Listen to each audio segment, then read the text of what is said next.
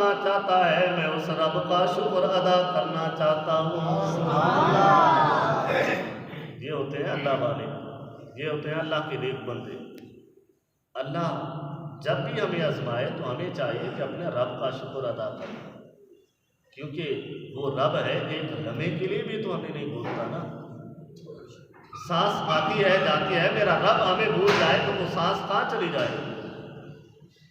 और किस कदर किस अंदाज से अल्लाह दिन रात को हमारे लिए मुतय्यन किया हुआ। अगर वो थोड़ा सा आजमा ले तो हम बड़े बेसब्र हो जाते हैं और अल्लाह पर माज़ अल्लाह हम शिकवा करना शुरू कर देते हैं, शिकायत करते हैं। हालांकि हमें चाहिए तो अपने रब पर हम राज़ी हो जाएं, अपने रब का शुक्र अदा करें। ऐ मालिक, कितनी दुनिया में लोग बसते हैं आजमाइश में, मालिक तूने हमें मुब्तला किया, आजमाइश में तूने हमें रखा, हमें पसंदीदा बंदा बनाना चाहता है तो हम पर ये इम्तिहान नाज़िल किया है। वरना कितने और लोग हैं जो तंदुरुस्त हैं, उनको तूने कुछ नहीं कहा।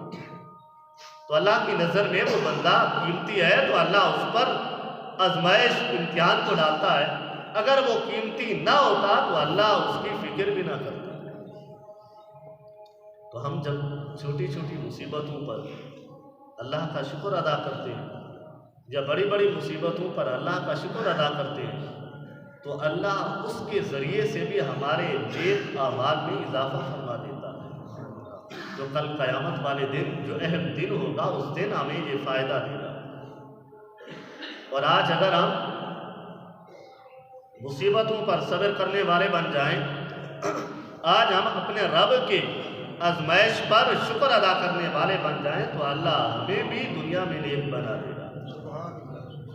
ये शरीयत, ये तरीक़त, ये हकीकत। तो हकीकत के बाद आते हैं अल्लाह वाले। तो हम जिन मज़ारों पर हाज़िरियाँ देते हैं वो हकीकत के बाद होते हैं, तो उन पर शरीयत भी पूरी होती है, तरीक़त भी पूरी होती है और हकीकत भी पूरी होती है। तो ऐसे अल्लाह वालों के मज़ारों पर जाकर हाज़िरी देना ये शिर्क नहीं है। अगर शिर्क है तो फिर इस्ताईनु बिस्सब्रि वस्सलाह, तो जो कुरान पाक की ये आयत है तो अल्लाह फरमाता है कि नमाज से मदद तलब करो। नमाज एक गैर खुदा है, जब उससे हम मदद तलब कर सकते हैं तो अल्लाह वालों के मदार पर बाअदब हाज़िरी देने से भी मदद तलब की जा सकती है। तो अल्लाह रब्बुल इज़्ज़त की बारगाह में दुआ है कि अल्लाह रब्बुल इज़्ज़त हम सबको समझने की तौफ़ीक़ अता फरमाए।